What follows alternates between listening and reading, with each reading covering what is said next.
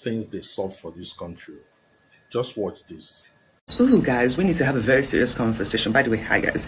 So, you mean to tell me that the safety and the well being of Nigeria as a whole is decided by certain fan supporters? You mean to tell me the well being of Nigeria is decided by certain Nigerians who make a bad tweet or attack certain faves of yours? That's where we are today? You neglect the fact that Nigeria has been going through so much trauma, and I say trauma as a whole, for years. We have such a terrible economy, and we finally have a candidate who can come out with his full chest and stand for the people and is ready to risk his life for the people. We neglect his track record, we neglect his political ambitions, we neglect the fact that he can actually bring true change to you and your family. But no, your political decision is now based on what someone tweeted because you say an obedient said this or an obedient did that. Bro, let's be real. I have never felt so much shame. And this is coming also from a lot of very intellectual people, from a lot of very smart people that you would think would be able to separate logic from emotion. But when it comes to Mr. Peter Obi, let's run with emotions. Now I ask you a question. If certain Nigerians decide to commit an atrocity, a big crime in the country, are you going to denounce your citizenship because of them? Are you going to stop going to church because, they are bad Christians? And they know you're not. So why is it that somehow Mr. Peter Obi's political status is being questioned or attacked because of certain people? And mind you, Nigerians, whether you're obedience or you're for Tinubu or whatever it is, whatever behaviors Nigerians exhibit is a product of the bad governance in Nigeria.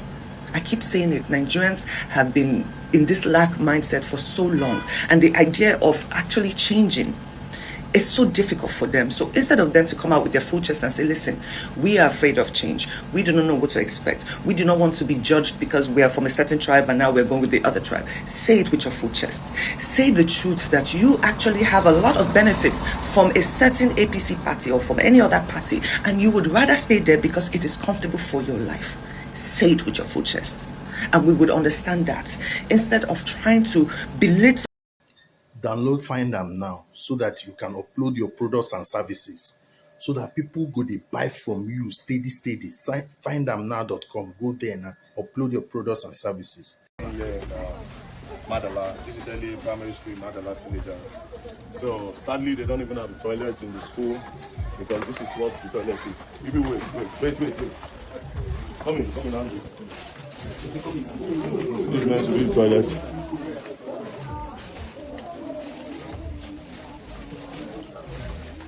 So come. This way.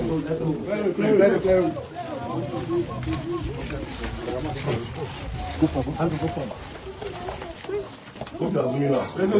Yeah. You zoom down, right? Don't zoom in, zoom out. You see, this is why we complain. People don't understand what we talk about. You don't understand what we talk about cleaning the public schools. This is exactly what we are talking about.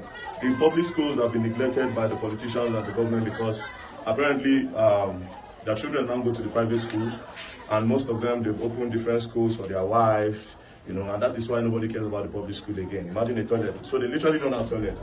It was through the help of the Ratels movement that they cleaned the poop of the children today. You can even see some on the ground. So please, let's move around so that they can really get the whole feel of the place. Just move right. Let me be behind you.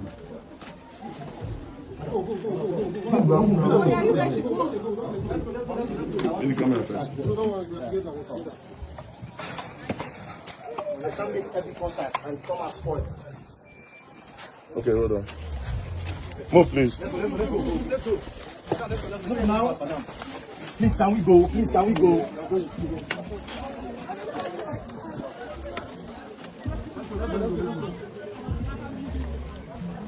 And see, there's even no work part.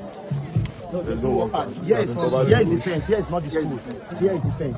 Here is the fence. Here is the book. So like this whole school don't even have that.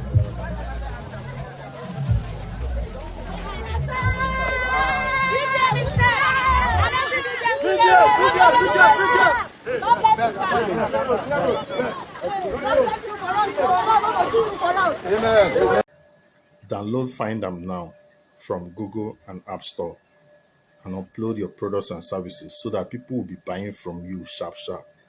People will see your services and anything that you want to buy around your area, Go to findamnow.com and search for it.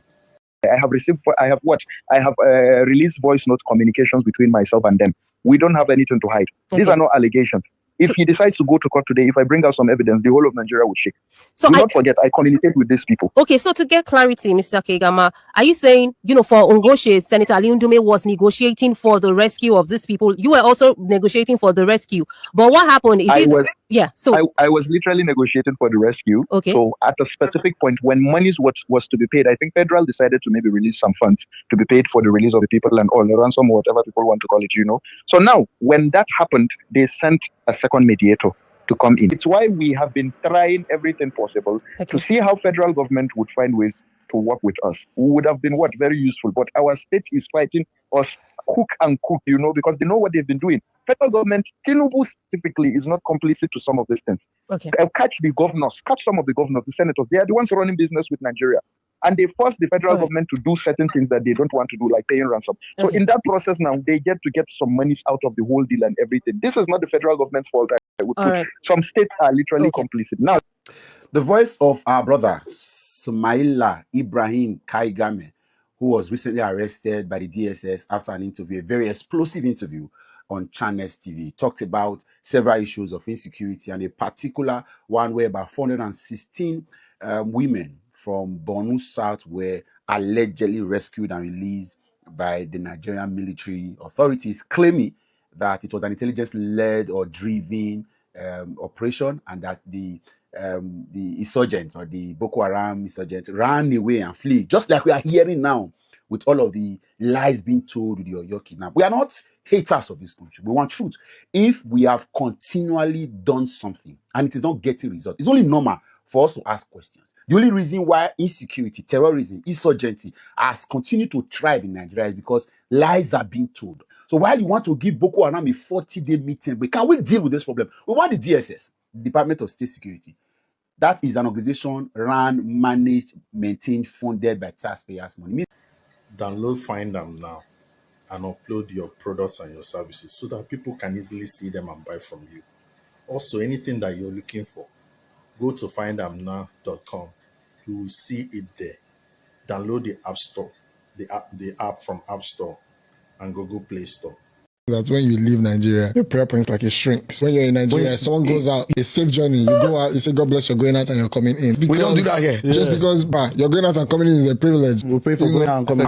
Just here is like, it's a normal thing. I've been here for 3 weeks. I haven't prayed. A lot of the traditional Nigerian prayers are worry and survival driven, are not necessarily born of spiritual connection. It's from a place of lack, want provision, you want breakthrough. People are going to school and not getting jobs and you need finesse, contact, access. So getting a job then becomes prayer points. Father Lord, fasting for how many days? I need a job of mine. In a Western environment, you go to school, you do well, you get a proper degree. There's jobs waiting for you. You need to get on your knees and pray for that. Things that are basic and natural in other environments are beyond the natural in Nigeria. When you're in Nigeria, it's like that I can have lights 24 hours. I can have 3 Thank God NEPA just brought the light. Glory to God. But here, it's like there's lights. So I don't need to pray for that. Got food, don't really need to pray for that. Tap. Drink water from the It's tap. pretty easy for me to go and come back and you're sure you're going to get back home. On other African countries, we might even pray that there might be evil eye around us, demons. So we do fasting for that. But here, they don't really think about that. So that's not going to be a prayer point. Basic things seem so impossible. You then feel like you need something supernatural to get there. God opens his call log out from across the world. You'll just see Nigeria and just be like, no, but God gives different love depending on what country you're in. Some people